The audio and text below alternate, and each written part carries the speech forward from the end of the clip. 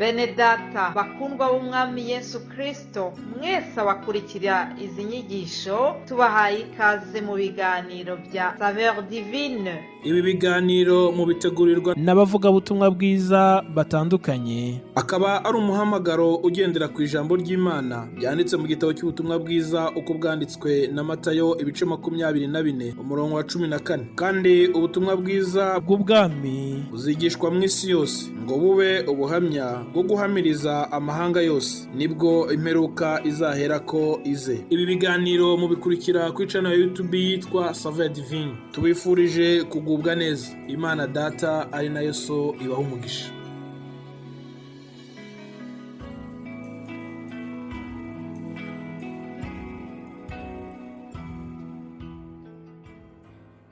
Yesu ashimwe bene data, mbahaye ikaze mwese abakurikira ikiganiro Saveur Divine. Kuko bisanzwe iteka muri kumwe na Pasiteri Eric Nzamwita, kandi murabizi ndetse mumaze kubimenyera ko buri cyumweru mu butumwa tubagendera haba hariho umurongo nyamukuru tugenderaho. Ndagira ngo muri iki gitondo cyangwa se kubw'uyu munsi bitewe n'aho uri, tusangire amagambo ari mu ntego yacu twihaye muri iki cyumweru, ari muri Yesaya. Ni umwe mu bahanuzi bakuru dufite muri Bibiliya, ibice 43 umurongo waho wa 2, ahavuga bati nunyura mu mazi nzaba ndi kumwe nawe. Kandi umurongo wa 2 avuga ngo nunyura mu mazi nzaba ndi kumwe nawe, nuca mu migezi ntizagutembana, nunyura mu muriro ntuzashya, kandi ibirimi byawo ntibizagufata. Imana yacu ishimwe. Aya ni amagambo akomeye, amwe mu magambo yabwiwe Abisirayeli ariko basezeranwa gucungurwa cyangwa se gutabarwa. Bene data, ndagira ngo duhagarare ku ntego uyu munsi ivuga gutabarwa n'Imana, ariko utabarwa akaba bifitemo uruhare rwo kubyizera. Kandi amagambo y'Imana ni ukuri kuzuye, ntabwo ari inkuru, ni ukuri kuzuye kandi gukiza, ndetse gusa kuza bikavugwa gutya ari amagambo ariko bigakora, ukabibona, ukabikorakoraho, ukabibona n'amaso yawe. Ndabaha urugero impamvu mbasaba kubyizera no kwizera aya magambo ni iyihe. Nuko Imana ikubwiye iti nzagutabara, nzagukiza, nzagukorera iki, ntabwo aba ibikuye muri santima nka za zindi abantu bashobora kumara guhaga, cyangwa se murabizi ko ari igihe abafata ibintu birimo za alcohol amara nko gusinda agatanga inka, cyangwa akagaba ikibanza, akagaba umurima, akagusezeranya ikintu, ariko mu by'ukuri bitewe na santima agize na emotion, icyo kintu akenshi ntigisohora. Hari n'igihe gusanga bwatereka burya nabikoze turimo tuganira, twaryohewe, twanezerewe, bivuga ngo ntabwo yabikubwiye bikuye ku mutima. Imana yacu rero ntabwo iyo ikoreye ibintu muri santima, ntabwo ibikora kubera za emotion, ahubwo ibivuga yabanje kubyitegereza neza. Muri uyu mwanya rero turimo tuganira, irakubwira ngo nuca mu mazi ntabwo azagutembana, nujya mu muriro ntabwo uzashya, yewe ngo n'ibirimi byawo ntabwo bizagukoraho. Iryo ni isezerano, ni ukuri kuzuye.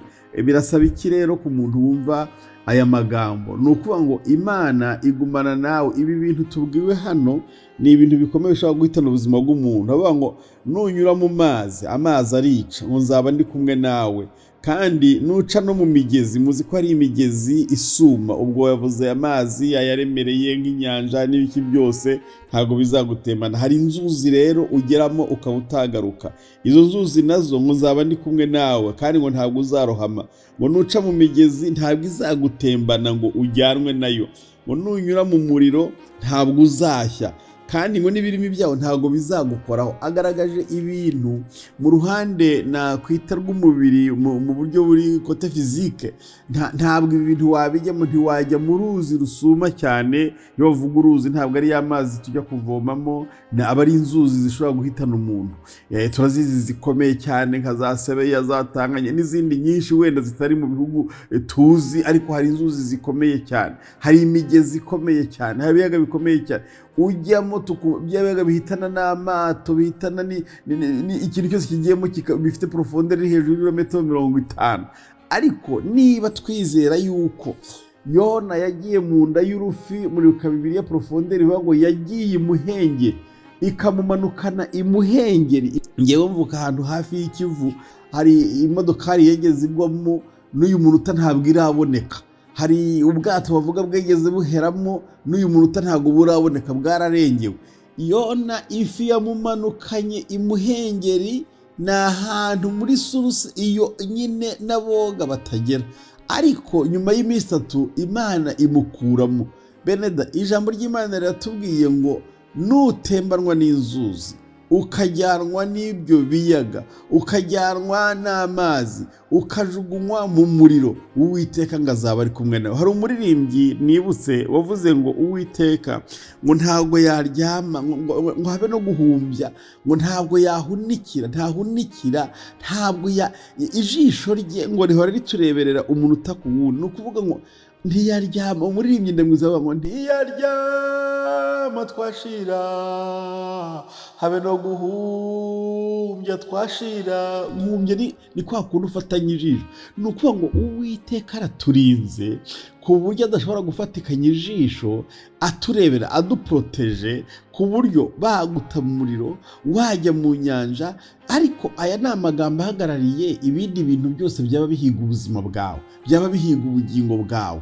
Akurinda za aksida, akurinda abarozi, akurinda ibyago, akurinda abadayimoni, akurinda mu kazi, akurinda nijoro. Ngenya ntangara kuntu turyama ahantu mu buzima bwose. Kandi abahanga bavuga, ejo bundi nsoma agatabo nakumvisha no muri audio imwe y'umuntu avuga kuntu burya ngo umuntu mu buryo busanzwe imyaka abayeho 1/2 cy'ubuzima cy'imyaka aba yarabayeho aba yarakimaze asinziriye. Noneho ukibaza kuntu umuntu aryama ijoro ryose amasaha 7-8 adashobora kumenya igihise, ingoma zivuga, induru zivuga, akaba atakubwira ngo narahangaha, akongera agakanguka, ubuzima bugakomeza. Ariko burya ngo niyo turyamye Uwiteka uturinze, haleluya, wabatubereye maso, kuko uyibwanitse ngo ntiyaryama, ntiyasinzira, ngo habe no guhumbya, ngo kuko ahumbije twashiraho. None natubwiye ngo nuca mu bikomeye, nuca mu birimi by'umuriro, ngo nta nubwo byo bizanagukoraho, nuca mu nzuzi. Iyo magambo nababwiye ngo ahagarariye ibindi byago byinshi byagaragara nk'ibikugarije cyangwa se nk'ibigiye kukugeraho. Rero ikintu kirasaba iki?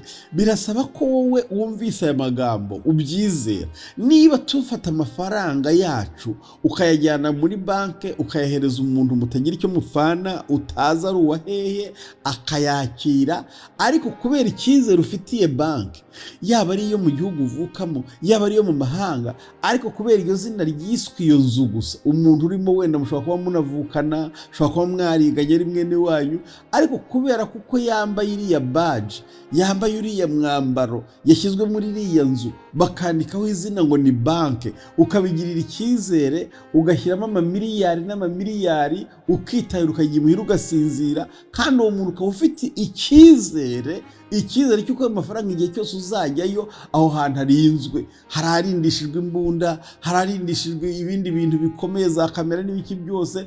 Ariko bijye byose abajura bajya bashobora kugira ubundi buryo bwa tekinike nabo bakabigeraho. Ariko ukavuga ngo ndamwizeye aya mamiliyoni menshi, aya mamiliyari menshi, najye muri iyi banki ndabyizeye, arabizwe. Icya kabiri, ujya ugira gutyo ugafata assurance. Hari n'abafata assurance de vie, ukavuga ngo ngiye mfashe ubwishingizi, ukizera ko ikintu cyawufatiye ubwishingizi, ufite indi sosiyete kandi nayo ishobora kubikora ngo n'abantu mwiganye muziranye n'abantu nkawe, ariko ukavuga ngo uko biri kose ikintu ufatiye ubwishingizi kizishyura, ukabyizera utyo. Niba twizera abana b'abantu, ni ikintu nshatse kuvuga, niba twizera amasiranse ayoborwa n'abantu badafite, nubwo uvuga ngo ufasha asiranse y'ubuzima, ariko ntigituma iyo Imana ishatse kubwisubiza itabwisubiza. Ariko nishatse kuvuga iki, nishatse kuvuga ngo niba tugira ukuntu twizera amabanki, tukizera amasiranse, tukizera ibindi bintu byose twagirira icyizere. Naratangaye abantu mwinshi muri kumva aya magambo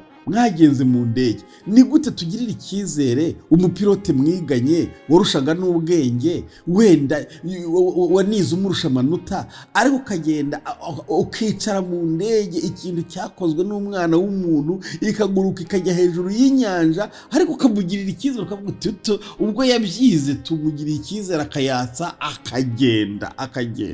Ese iki cyizere tugikura hehe gituma twatsa imodokari ukagendera mu 140, ugafata uturutse ukirukanka, ukabona Imana igucyuye amahoro, ukabyizera ngo ubwo yakozwe ngo n'umuntu wabyize ngo nta kirube irancyuramo, kandi gucyura amahoro. Ugafata indege ugataveresa igihugu, ukagenda hejuru y'inyanja, ukabona ukageza iyo ugeze. Reka mbabwire, niba twizera abana b'abantu bakoze ibi bintu tugendamo, ni muri cyo twizera Imana tubwiye amagambo ko ibyago byose uzahura nabyo, yaba mu birimi by'umuriro, yaba mu nyanja, yaba mu byago byose uhabyo, izakurinda ntacyo uzaba. Ubyizere nanjye mbyizere yuko izagumana nawe mu byago no mu makuba. Mana yacu, Mana nziza, utubwiye amagambo akomeye nk'uburinzi bwawe. Dushingiye kuri aya magambo rero tugufitiye icyizere, uturinde ku gato no ku kanini, kandi uri kikuru uturindire n'ubugingo kuzageza tugezeho amahoro, tubyambaje tubyizeye ubwa Kristo Yesu umwami wacu.